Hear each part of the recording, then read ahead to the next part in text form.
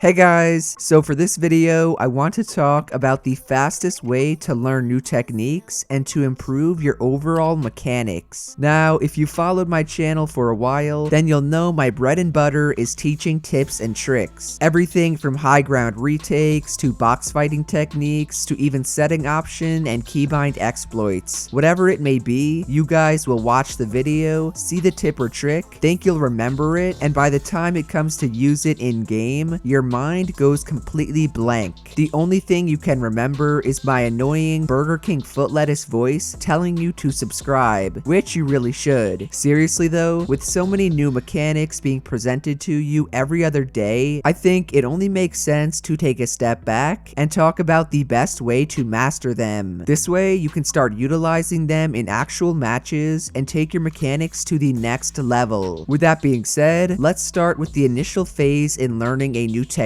that BallaTW calls the discovery phase. As the name suggests, the discovery phase is when you first stumble upon the new tip or trick you want to learn. This can happen while you're watching one of my videos, while you're watching a pro player stream, or even while you're in game and some sweat completely dookies all over you. The most important thing you do in that moment is write the technique down. I usually pull out my iPhone and put down a timestamp for the Twitch VOD or YouTube video I saw it in, and I know Balla will literally take out a piece of paper and a pen because he's a nerd, but you can do whatever works best for you. Now, the point of this step, outside the obvious one of not forgetting about it by the time you log on to Fortnite, is that this is the first step in converting that new technique to your long-term memory. I'll talk more about this throughout the video, but the goal is to take what we learned from our working or short-term memory and store it correctly in the explicit or long-term memory. This way, you won't even have to think about using a specific edit trick in game, you'll just do it. Anyways, the next thing you'll want to do, again before you do anything in game, is to really understand why the technique works. This is the stage most people overlook because they're too busy thinking about how they'll practice it. What they don't realize though is that understanding the trick fully will not only help them master it quicker, but will also help them utilize it in game. Take for example, the classic triple edit we all know and love. It involves you building a cone and floor, editing through both, then placing a wall, and finally editing through that. At full speed, it looks insanely sick and smooth as you rapidly edit through 3 different structures. A majority of people, including me, when I learned it, would just dive straight into creative to master it. We wouldn't care or think about why it should be used in game. All we care about is being able to do it. And while that's not a terrible thing, it is still a problem. By disregarding its usefulness and only caring about being able to perform it, you're never going to be able to use it correctly. Sure, you'll be able to do it and pull it off, but you'll look like a complete clown while doing a triple edit at the wrong time. So my advice, if you can't figure out what makes the trick so effective, is to think about the technique from your opponent's point of view. In the case of a triple edit, it works because your opponent cannot build anything to block you off and prevent you from ramping over them. If you had only built a cone and floor, then your opponent could have walled you off from high ground. But because you knew they would do that, you preemptively place a wall after the edit while going up for height. Moving on, the next thing you want to do is go into creative alone and start to try the new move out. This is basically the first trial stage since there's going to be another one after this. The thing is, they are both equally important and vital to mastering whatever it is you're trying to get down. Regardless, use this time to get accustomed to the new technique and everything about it. Start off slow, going piece by piece, and figuring out when you're going to build each different piece. Also, think about where your crosshair needs to be positioned and the optimal way to go about getting it there. Pro players are always using little tricks and making tiny optimizations that are difficult to notice if you don't watch closely. I usually try to make them clear in my videos, but this is again why it's so important to understand the entire move. If you don't know what they're doing to pull off the technique so easily, then you're gonna have to go back a step and figure it out. What I do is I slow down the video and take note of everything the person did. Did they edit with their pickaxe out, their gun out, or their blueprints out? Which edit did they go for, and where did they place their crosshairs to make it? I even look for things like where exactly they're positioned on the ramp or floor. These are just a few of the things you should be asking yourself if you want to figure out pro tricks by yourself. Going back to our example, I would always wonder how players could triple edit so fast when I usually got stuck, and the main reason was because they were editing with their blueprints out. Blueprint editing is much more optimal because you can edit from further back. No joke, 2 minutes after getting used to holding my blueprints out, I was able to consistently triple edit in creative. The last thing I want to mention regarding your practice in a zero pressure environment is that you don't want to rush yourself. It's perfectly okay to go really slow and to think about every build you're gonna place. You gotta remember, the new technique is still in your explicit memory, which means you have to actively think and recall how it works. It's gonna take a lot more repetition and practice to get it down as muscle memory and then eventually use it in game. So do not set a time limit for yourself, do not get frustrated, and do not give up.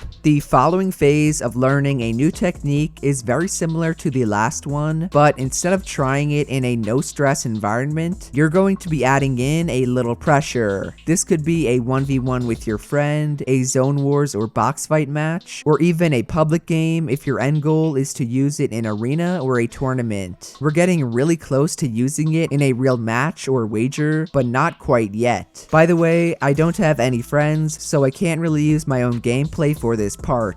Anyways, this is the first time you'll be able to try the new technique against another player. Most of actually performing the move should be within your muscle memory from just grinding creative. However, what's not is recognizing situations when to use it. Even if you followed what I said earlier and attempted to understand why it works, you will still have to think about whether or not it's the right time to pull the move out. The beauty of doing that though is that it basically becomes a trial and error. You might as well try and triple edit whenever you can against your friend because you'll see when it's useful and when it's not. Had you gone straight into a real game on the other hand, you'd learn your lesson the much harder way. Then, the other important aspect of trying out the move on someone else is that you can make adjustments to it. Most box fighting moves are a lot easier to do in creative alone than they actually are to do against a real opponent. That means you may have to throw in an extra edit or change up a build to make it work how you planned it to originally. Please do not think you have to use every move I show exactly the way I taught it. I see this way too often where people try to replicate the moves that pros use the exact same way that they do every single time. That is literally the biggest mistake you can make. The reason you learn new techniques and moves is to enhance your overall mechanics and to give you a secret weapon you can hide up your sleeve. It's not supposed to be an end-all be-all that you have to use in every box fight or build battle. So use the time you spend in a low-stress environment to work all that stuff out and get ready for the last step.